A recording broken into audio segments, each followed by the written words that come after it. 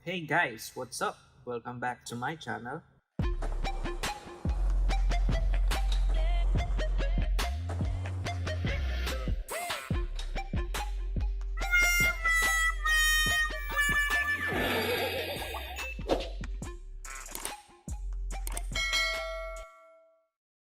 Hi there! Bago ka ba sa Procreate ng iPad Pro o nasubukan mo nang gamitin kaya lang hindi ka pa pamilyar sa gestures and shortcuts ng app na ito? Ako nga pala si AK, isang illustrator and graphic designer. For today's video, I'm gonna walk you through on each one of them and how to make your creation process faster. So, if you want more, let's jump into it. Okay, to start with, meron tayong 4 topics to discuss regarding the shortcuts and gestures ng Procreate. So, hinati talaga natin sa 4 para mas maging madali sa inyo at mas malaman natin kung paano ba mas mapapabilis sa bawat parte na i-discuss natin. Okay, so what are those 4 topics? We have the gallery, canvas, toolbar, and the layers. So let's jump into the Procreate.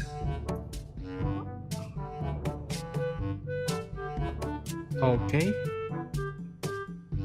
Now, gallery. So yung gallery, once inopen mo yung Procreate, ito agad yung bubungad sa'yo. Yung gallery ng artworks kung saan ano ba yung mga nagawa mong artworks, anong pieces yung meron ka, and yung mga artworks na maaring tapos mo na or hindi mo pa tapos na maaari mong i-adjust or i-edit. Actually, medyo magulo pa yung aking gallery as of today kasi marami pa ang artworks na tinatapos, especially itong animations na nandito naka-line up. And yun nga. So first is how to change the orientation. Ano ba yung orientation? So, kung paano ba mas mapapanatiling maganda yung itsura ng gallery mo. Siyempre, as an artist, kailangan panatilihin nating maayos yung mga files na nagawa na natin o yung artworks natin through this gallery. So, pag inopen nila yung maybe yung iPad mo, at least makita nila ang kaayusan sa portfolio mo. So, ito, yung gallery or the same as yung portfolio mo. So, paano nga ba yun? Say for example, for this, kung mapapansin mo, meron tayong iba't ibang format. Merong naka-landscape and portrait. So, say for example, itong artwork na to, gusto mo is naka-landscape siya. This one, 1, 2, 3, 4. Gusto mo naka-portrait siya instead of landscape. So, simple thing, you just have to pinch it. Parang kinurot mo lang siya pa portrait. So, that's it. Pinch to rotate. Pinch. Okay. Pinch. Next, create stocks. Actually, mapapansin nyo meron na akong nagawang stock dito. So, ang stock na tinatawag sa Procreate is the same thing sa folder. Stocks or folder. So, meron na akong isa dito but I will show you how to make one para mapanatili yung maayos yan or mapagsama-sama nyo yung magkakatulad na artworks or pieces na gusto nyo pagsamahin. Ang kailangan nyo lang gawin, balik ko lang to sa landscape, is hold and drag doon sa artwork na gusto nyo pagsamahin. So, for example, nandun na siya sa top. Okay, so you have this stock right now. Drag, hold. Okay? So, ganun lang po ang paggawa ng stock.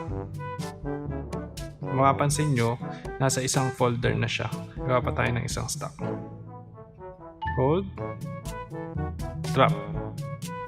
Okay? Hold. Medyo magulo lang siya. Hindi ko pa naaayos kasi by stocks kasi yung iba dyan, drafts lang. Yung iba tapos na sa mga clients. So, pagtyagaan na lang muna natin just for the sake of this tutorial. Ayaw nyo na sumama.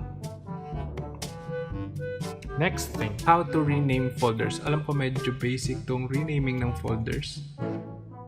So, the same thing lang sa kung gumagawa ka sa ibang iPad, ibang tablets or sa computer, just have to tap this one, tap the name directly, tap the name, tapos say for example this one, skater.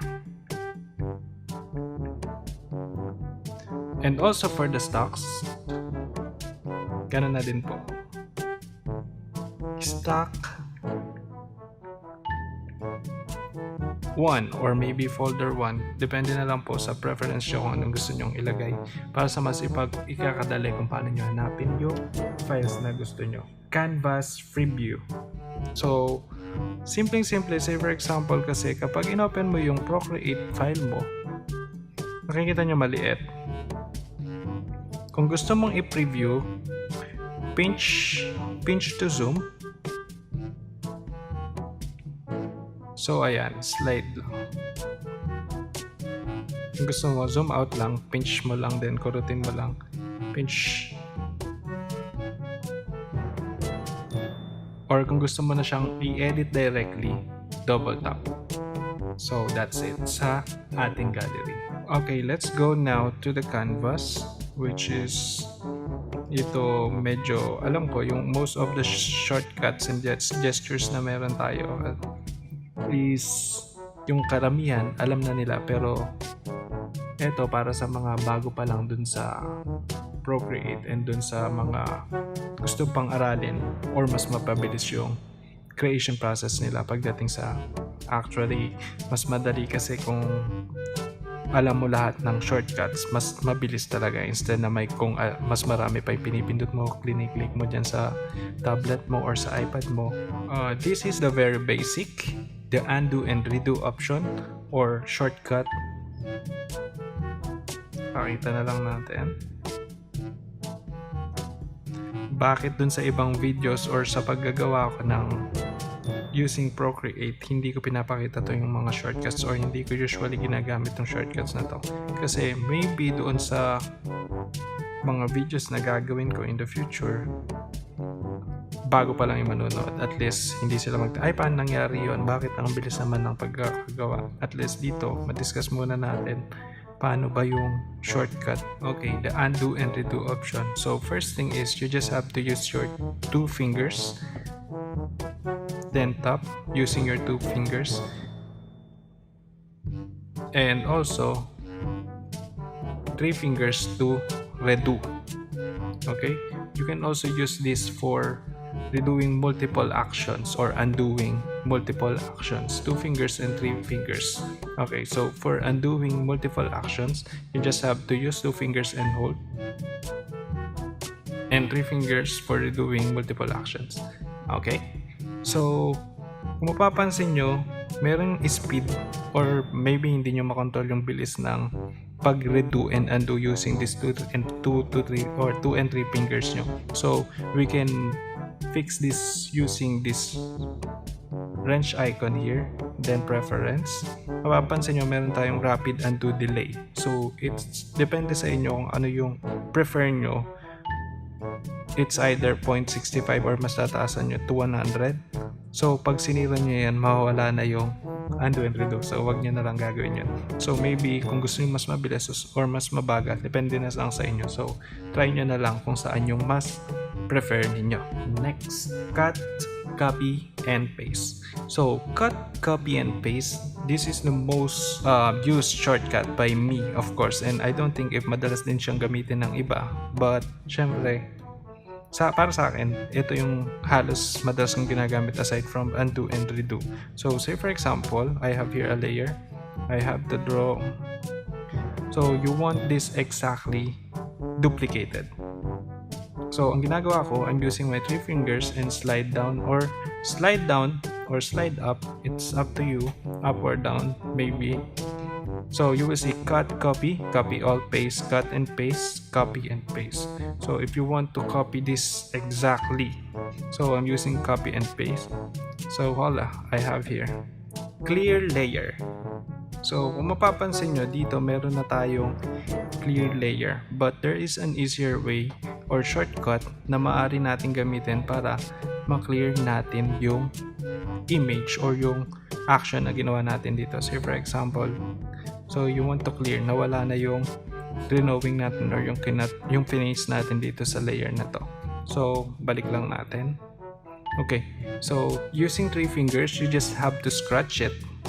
and then without even deleting the layer. So yun, mawawala lang yung action na ginawa nyo dito or yung drawing nyo doon sa layer na to, but not deleting this layer. Mapapansin nyo, nabura lang talaga siya. Next, how to zoom in and zoom out. So the same thing sa redo and undo. This is also one of the most popular shortcuts and gesture na meron tayo sa Procreate. So I think parang halos lahat naman ng tablets and iPads, ganito lang din yung ginagamit to zoom in and to zoom out. So ulit natin, para lang siya, you just have to pinch it to zoom in and to zoom out. So if you want to fit to screen, so you just have to pinch it or pinch it fast, sorry. So fit to screen. So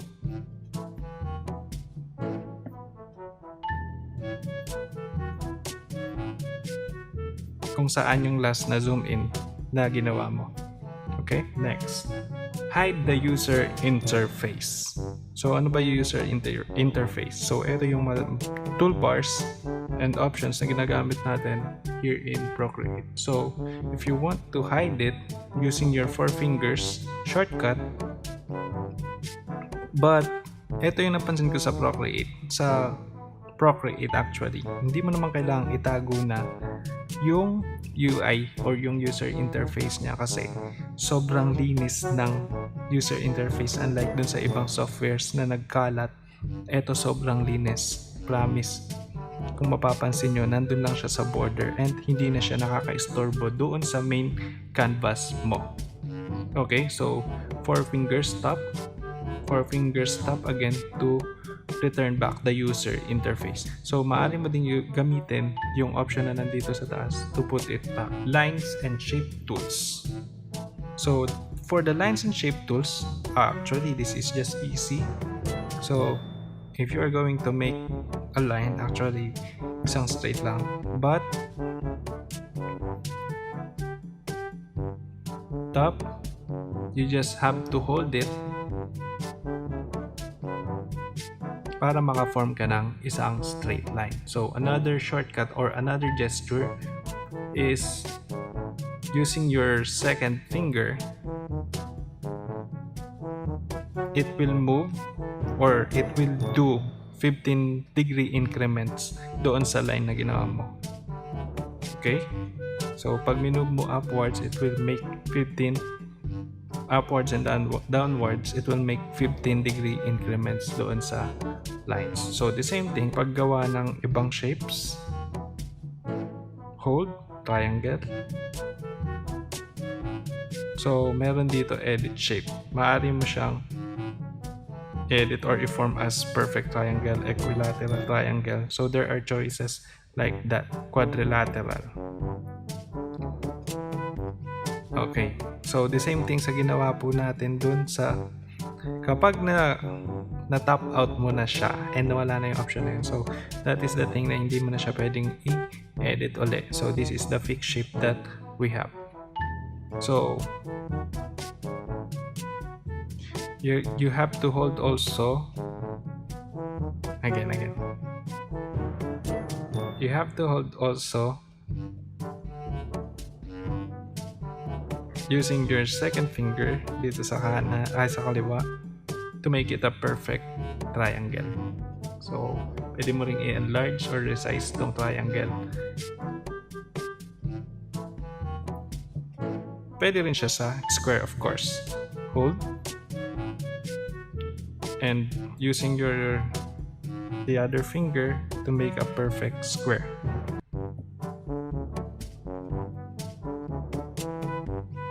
Edit shape, you can make square or maybe a rectangle or an ellipse. Toolbar.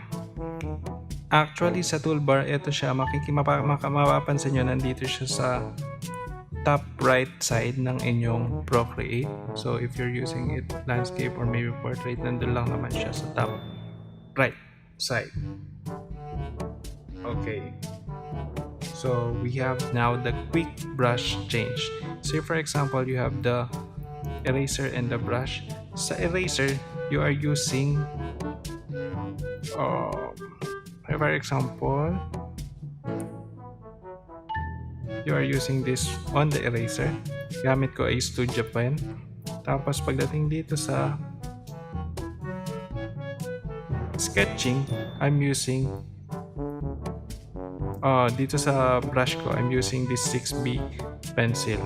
So, para mapabilis, sabi, quick brush change. So, you just have to hold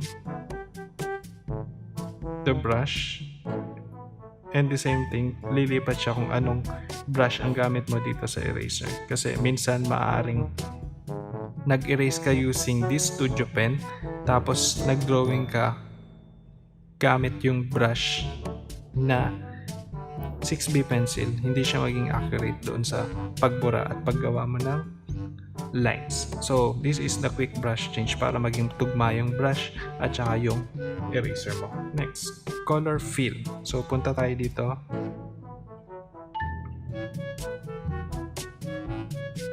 I will create first. Okay, lipat muna tayo sa inking Studio Pen. Okay. Fill. So, simple yung color fill. The same as the function of paint bucket sa Microsoft Paint and also in Adobe Photoshop and other designing or graphic designing software. So, you just have to drag and drop to fill the layer. So, another thing, gawa tayo ng isa pang layer.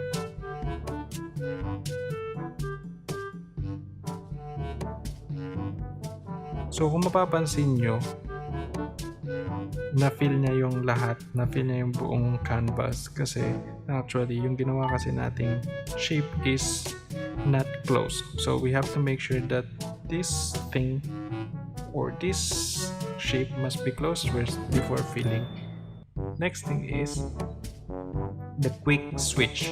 So, kung mapapansin nyo, say for example, gumagamit ka ng color swatches. We have this two color swatch, which is, I don't know if this is pink maybe, pink and black. So, kung gusto mong mabilis ang pagpapalit ay, you just have to hold this color palette here. Automatically, it will change to the last use or the previous color we have used.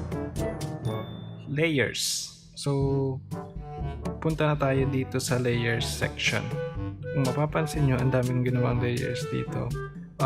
This is also my favorite shortcut or gesture na maaaring gamitin dito sa Procreate, or madalas ka din palang ginagamit. Merge layers. So, this merge layers shortcut is very helpful doon sa mga sa iPads. Actually, yung Procreate ginawa talaga siya for iPad ng Apple. So, this shortcut is very helpful when it comes to iPads na mababa yung RAM. Kasi, kung mapapansin nyo, eto, sobrang dami na ng layers.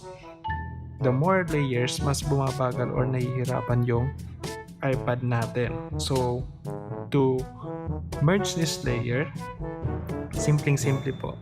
You just have to pinch from, say for example, satisfied na ako dito sa itsura ng ating at gusto ko na siyang pag-isahin talaga.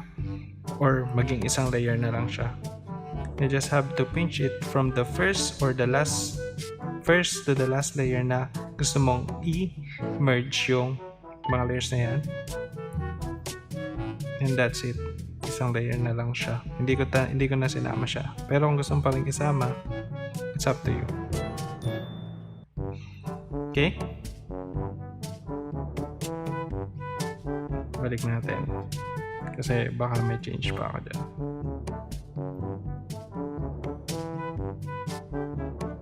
Okay. Select multiple layers. Say for example, gusto mong mag-adjust pero ayaw mo pang i-merge tong mga layers na ito kasi baka mamaya gusto mo siyang i-resize or i-move ng position pero ayaw mo pang i-merge yung mga layers kasi maybe later on meron ka pang i-adjust or meron ka pang i-edit doon sa layer na yon. So simple lang, to select multiple layers, you just have to hold this one and swipe to the right. Sama na natin lahat. Okay, and kunwari gusto mong lagyan pa ng design dito sa side na to or paliitin siya, tapos gawin mo, dagdagan mo ng characters or magdagdag ka ng additional lettering, this may help a lot, especially kung ayaw mo pang i-merge yung layers na meron ka.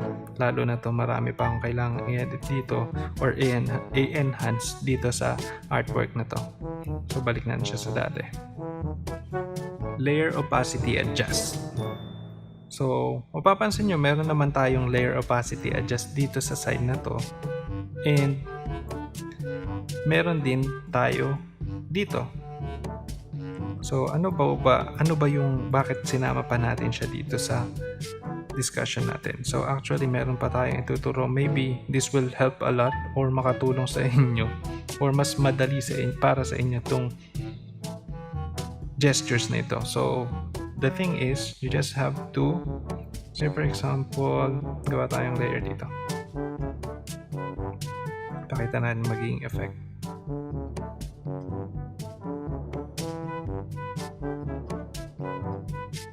Yan.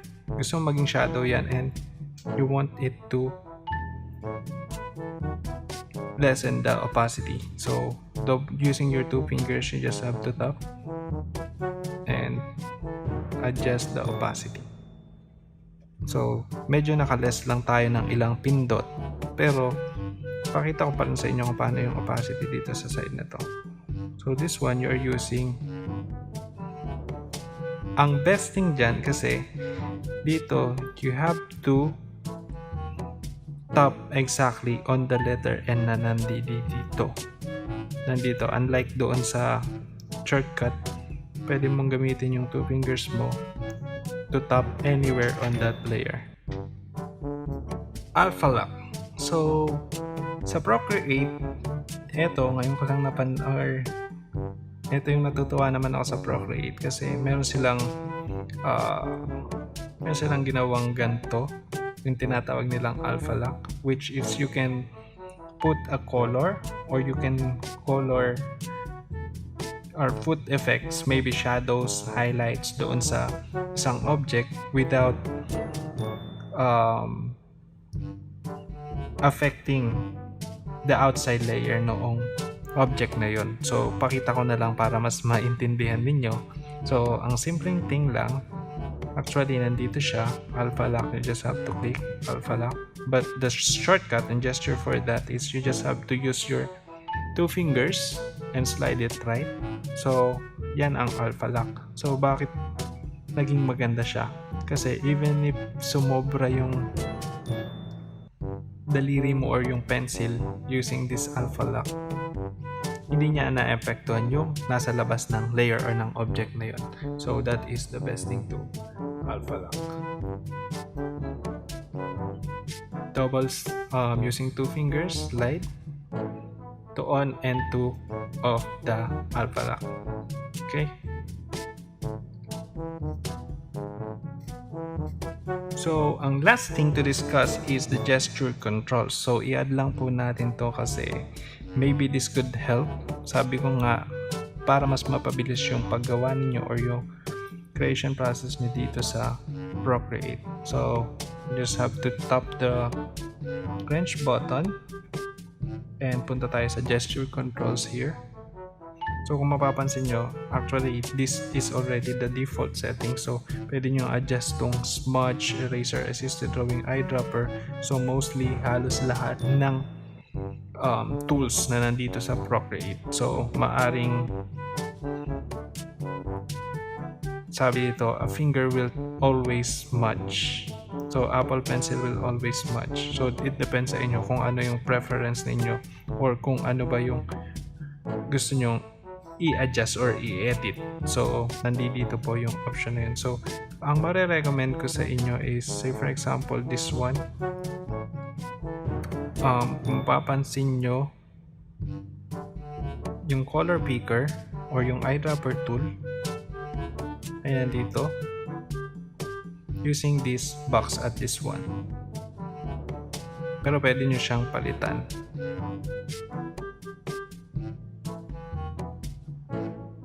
Quick menu. Kung ano yung magiging preference mo at kung saan mas mapapabilis yung paggawa mo. So, ikaw ang pipili. No? Ano ba yung madalas mong gamitin? So, it depends pa rin sa iyo. So, hopefully nakatulong sa inyo yung shortcuts and gestures na binigay ko at sana magamit ninyo upang mas makagawa pa kayo ng mas mabilis, which is mas maraming artwork pa na ma-produce natin. So, after nga pala ng video na to, meron akong gustong ipakita sa iyo. I will give souvenirs or freebies, Nikon keychains just for you. So, sa lahat ng mag-comment and magla-like sa videos na to, may chance kayo magkaroon ng Nikon keychains. Actually, hindi siya sponsor ng Nikon. Gusto ko lang mamigay para sa start ng channel ko. So, that's all for today. Thank you for watching. At sana nag-enjoy at natuto kayo. Bye-bye!